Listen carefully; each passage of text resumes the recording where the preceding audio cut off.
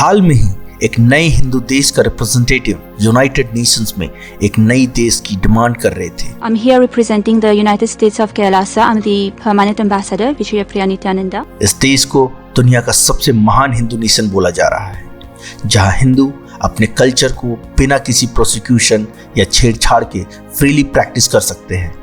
स्वागत है आपका हमारे चैनल VXPL द जोश में। यहाँ पर आपको मिलेगा सिर्फ और सिर्फ फैक्ट्स, वो भी अनलिमिटेड। तो बेसिकली एक रियल हिंदू राष्ट्र तो कहाँ है यह हिंदू राष्ट्र? यह इंडिया में नहीं, पाकिस्तान में नहीं, बांग्लादेश में नहीं, नेपाल में नहीं, लेकिन इक्वाडोर में। तो आइए आज हम इस हिंदू राष्ट्र के बारे में बात करते हैं, जिसका नाम है कैलासा। कैलासा से जुड़ी सारी जानकारी के लिए बने रहिए हमारे साथ वीडियो के अंत तक। अगर आप हमारे चैनल पर नए हैं तो चैनल को सबसे पहले सब्सक्राइब करें और बेल आइकन को क्लिक करें ताकि आप तक हमारी वीडियो सबसे पहले पहुंचे। आइए इस देश के फाउंडर स्वामी नित्यानंद के बारे में बात करते हैं। क्या यह देश असली में है और क्या सही मायने में दुनिया में एक नया हिंदू राष्ट्र बनकर उभर सकता है? आइए पता करते हैं।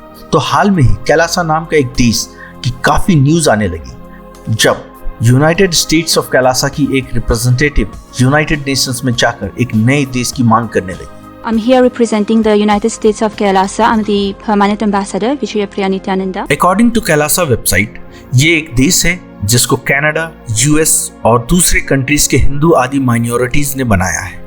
रिपोर्ट के मुताबिक यह देश इक्वाडोर नाम के एक देश के कोस्ट के बाहर एक छोटे से आइलैंड पर बनाया गया है, लेकिन अभी तक इसका कोई प्रॉपर प्रूफ हमारे पास नहीं है। इस देश का नाम ऑब्वियसली तिब्बत के माउंट कैलाश के ऊपर में रखा गया है, जो एक तरह का शिव जी का घर माना जाता है। इसके वेबसाइट के मुताबिक यह दुनिया का सबसे महान हिंदू राष्ट्र है, जो कि सभी हिंदुओं के लिए एक घर प्रोवाइड करता है जिनको प्रोसिक्यूट किया जा रहा है, चाहे उनका race, gender, sex, caste, greed कुछ भी हो। कैलासा के रिप्रेजेंटेटिव का मानना है कि कैलासा के लोगों को और खासकर उनके फाउंडर स्वामी नित्यानंद को इंडिया में प्रोसिक्यूट किया जा रहा है। अब इस कैलासा देश की सोशल मीडिया में काफी प्रेजेंस है। इससे रिलेटेड काफी क्लिप्स और पोस्ट भी पोस्ट किए जा रहे हैं। हाल ही में कैलासा ने अनाउंस किया है कि उनके देश के लिए वीजा की सर्विस शुरू की जा रही है। You can start applying for Kailasa visa. Please do not ask for more than 3-day visa. According to the website, इस देश की ऑलरेडी एक कॉन्स्टिट्यूशन है, एक इकोनॉमी सिस्टम डेवलप हो चुका है, पासपोर्ट भी बन चुका है, फ्लैग भी बन चुका है, एम्बलम भी बन चुका है और रिजर्व बैंक ऑफ कैलासा भी बनने वाला है। अकॉर्डिंग टू स्वामी नित्यानंद, कैलासा के लिए दिसंबर 2020 से फ्लाइट सर्विसेज भी शुरू हो चुकी है, लेकिन कैलासा जाने का सिस्टम अभी काफी कॉम्प्लिकेटेड है। You have to reach Australia on your own.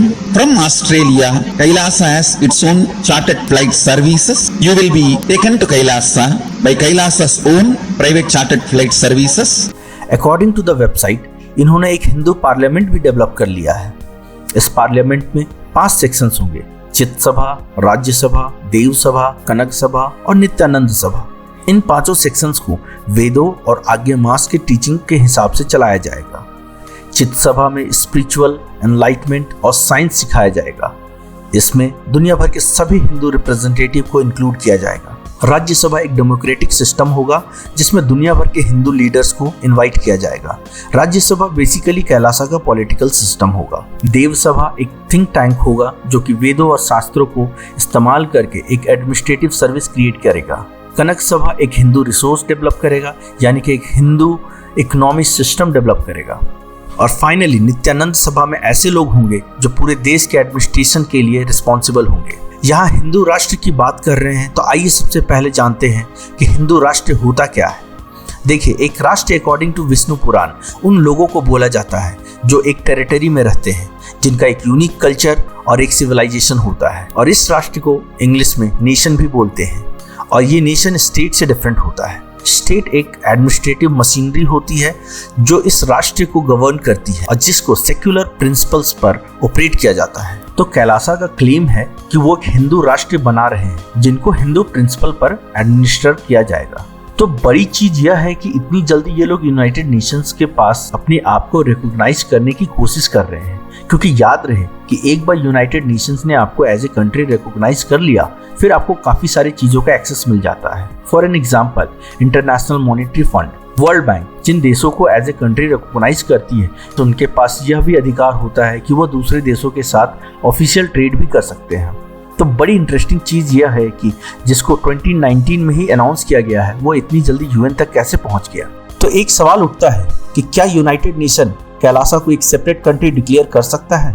देखिए, अकॉर्डिंग टू द मॉन्टेविडियो कन्वेंशन, जिसको यूनाइटेड नेशन इंटरनेशनल लॉ के बराबर मानता है, किसी भी कंट्री में कुछ फंडामेंटल एस्पेक्ट्स होते हैं। फॉर एन एग्जाम्पल, पॉपुलेशन, मतलब उस देश में कुछ लोग रहने वाले होने चाहिए। एक स्पेसिफिक टेरिटरी होनी चाहिए उस देश में एक गवर्नमेंट होनी चाहिए जिसमें कुछ इंपॉर्टेंट एडमिनिस्ट्रेटिव मशीनरीज हो, जैसे कि home ministry, defence, treasury etcetera, और उस देश में लॉ एंड ऑर्डर मशीनरी भी होनी चाहिए।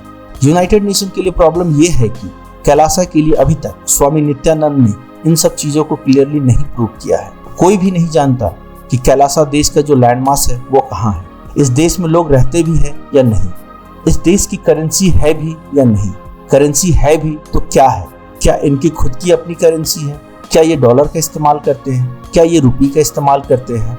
तो इन सब चीज़ों के ना होने की वजह से यूनाइटेड नेशन ने हाल में ही अनाउंस किया है कि कैलासा को एज ए कंट्री रिकॉग्नाइज नहीं किया जा सकता। एज ए रिजल्ट कैलासा को एक माइक्रो नेशन डिक्लेयर कर दिया गया है, यानी कि एक सेल्फ प्रोक्लेम देश है जो अपने आप को एक सोवरेन देश मानता है, लेकिन ऑफिशियली इसको सोवरेन देश डिक्लेयर नहीं किया जा सकता। क्या आप भी कैलासा देश जाना चाहेंगे? कमेंट करके जरूर बताइएगा। अगर आपको वीडियो अच्छा लगा हो तो वीडियो को लाइक करना, शेयर करना और चैनल को सब्सक्राइब करना ना भूलें। आज के लिए बस इतना ही।